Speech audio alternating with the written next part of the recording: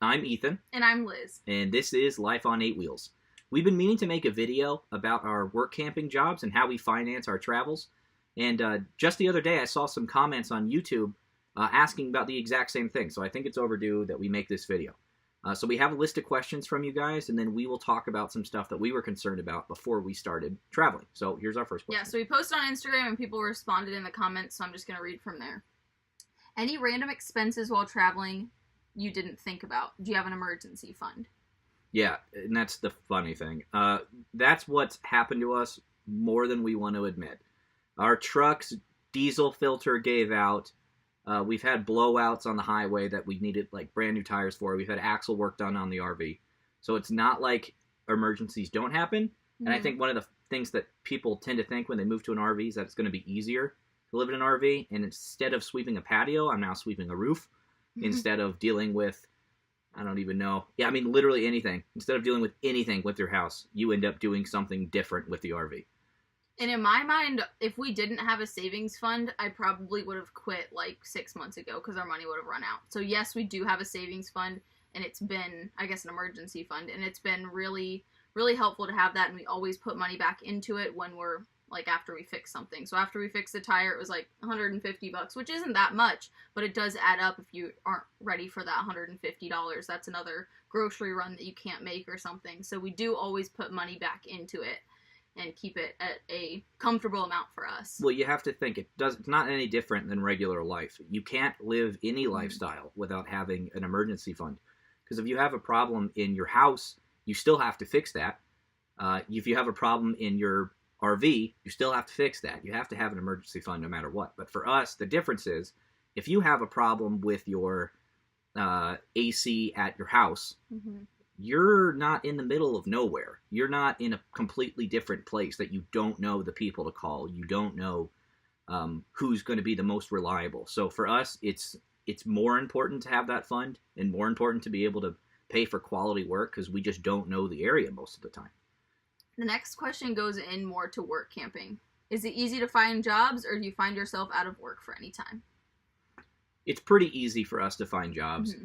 What we do... Well, if we just wanted a job, we could have a job in a week. I mean, to be frank about it. But what we look for is jobs in different locations that we want to be in.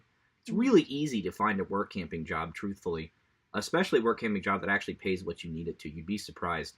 The thing that makes our situation, and I think most people who want to live full-time on the road, a little harder is finding a job specifically in a place that you want to work. Mm-hmm. So we've worked right outside the door of Rocky Mountain National Park. We've worked here in Ardmore, Oklahoma. We have a contract for Wyoming, which is right by Yellowstone. So the places that we've worked aren't places that are super easy to secure the jobs for. So you have to have a fairly good resume for that and be ready to take jobs that aren't necessarily what you want, to be able to get the skills to market yourself to the other work camping jobs. Mm-hmm. We use a website to find these jobs as well, and this website is workcampingjobs.com. I'll put it up here on the screen, but it's workamping, so WORKAMPING, jobs.com. Workcampingjobs.com is awesome.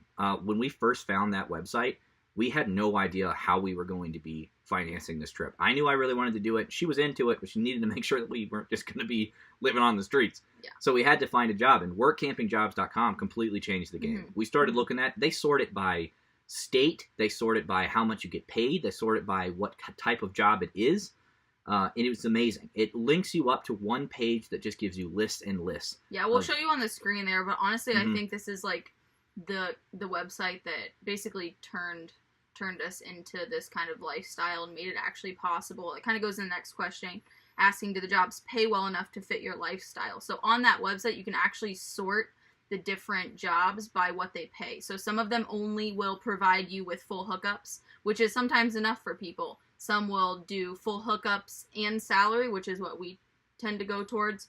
The reason she says that full hookup and salary is what we look for, it sounds like a duh, like everyone would do full hookup and salary, but that's not actually true.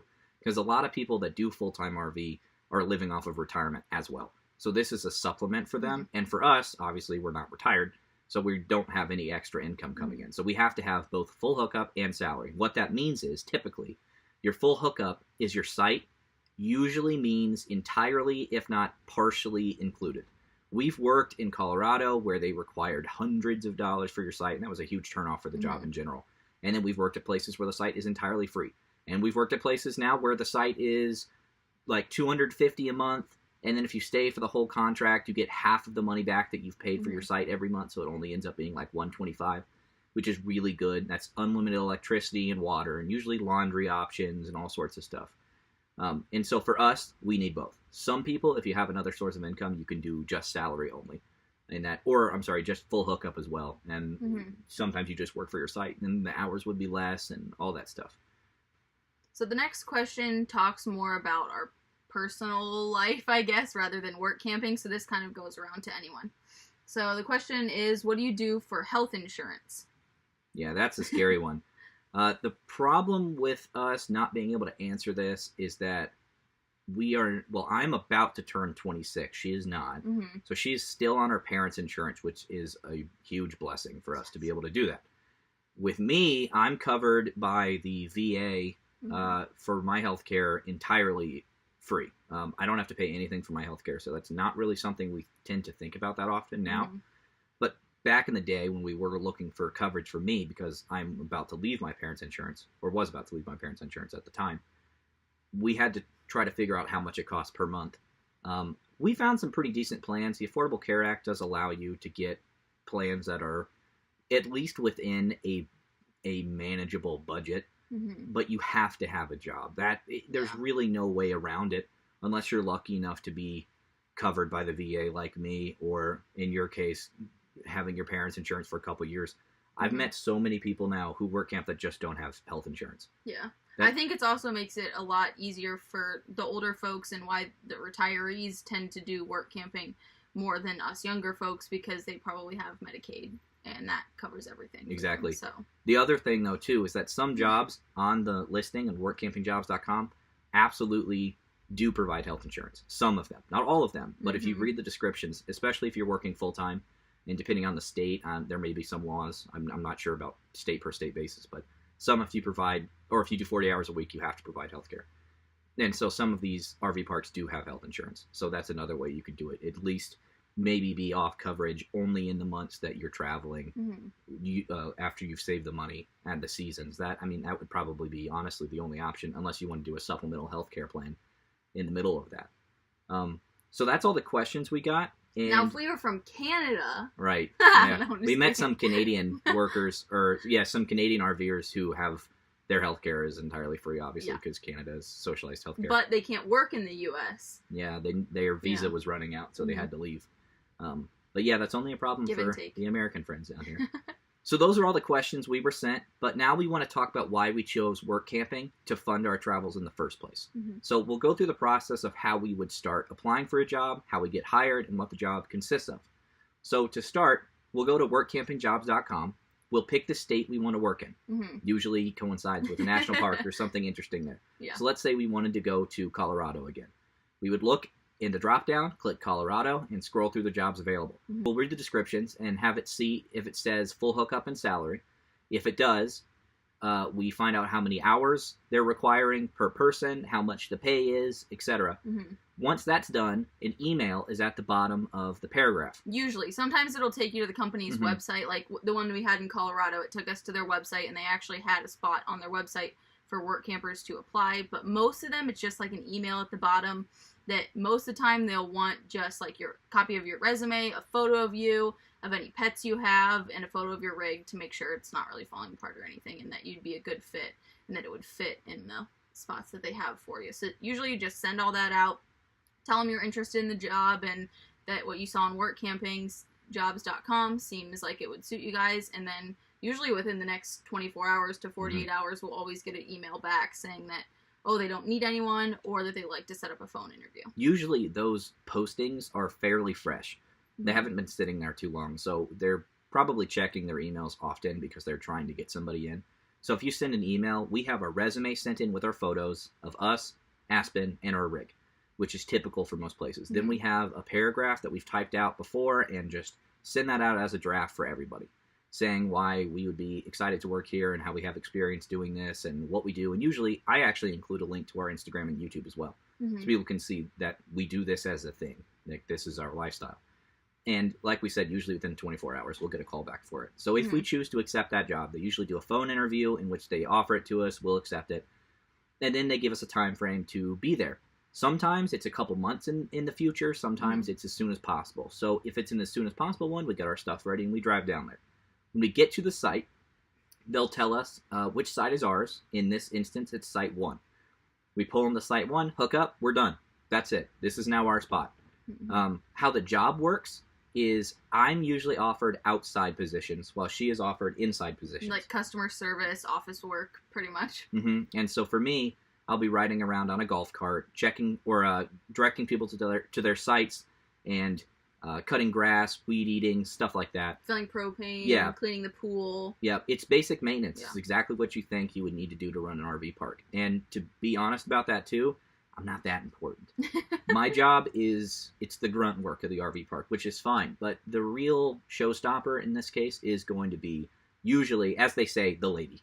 That's what they say in the email all the time. The gentleman works outside and the lady works inside. They need really good front desk people. You're going to be the one who answers the phone and checks people in. So you can talk about that. Yeah, and so it really helped that last summer we worked at Estes Park in Colorado, because they use the same computer app that they do here, which is called Campground Master. I went online and did a little demo before I started last summer, and it's actually super easy. But I think one of the reasons we got this position here is that I did have experience with Campground Master, and they really, really didn't want to have to train someone fresh who hadn't even touched Campground Master yet. So I would say if you can try to get some skills online and try to research different RV apps, or RV park reservation apps, that'd be really helpful. Would you say it's difficult to use, though, or would most people with computer experience figure it out? I think it's pretty easy. I think parks run it differently. So in Colorado, they use different features than they do here. So I think it really depends on the park and what features they use. So like in Colorado, for example, they had all of their sites listed with the preferences, 50 or 30 amp, and the site length of them. So once you type in the RV length, and if they needed 50 or 30, it would give you the sites that they were allowed in, essentially, or that would meet their needs. Now here, it's a lot different because all of the sites have 50 and 30, and all are the same length. So it's a little bit different with things like that. So it's going to vary. Yeah, it's going to vary just a little bit. But overall, I would say it's pretty intuitive once you get a handle on it. Right, and my side of the job is the same thing, too. Different parks are going to have different things. So in Colorado, I directed people to their site and helped them back up. In this park, I don't do anything like that. They, for whatever reason, the policy is they find their spot, and that's it, which is fine. They're all pull-throughs here, so I think it's super easy to do it, too. Right, it doesn't take any special skill for anyone to just drive through a straight parking lot, basically. So I'll talk more about the inside office stuff. I answer phone calls for people that want reservations or just general information about the park. People that walk in, I'll find them a site, and I'll check in and check people out. So it's fairly easy, checking emails, responding to people, and just kind of handling concerns or answering questions.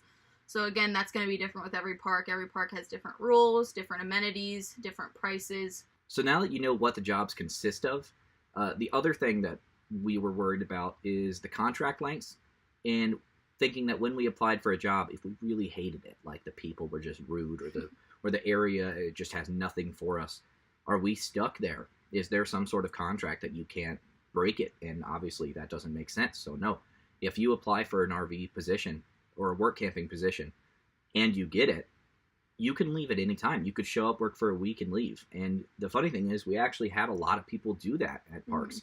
People wouldn't work that long and would leave. And for instance, even for us, as much as we do work these positions, we worked Colorado not nearly as long as we thought we were going to, because we felt that paying for our site as much as we were wasn't worth our time, and we ended up doing something else.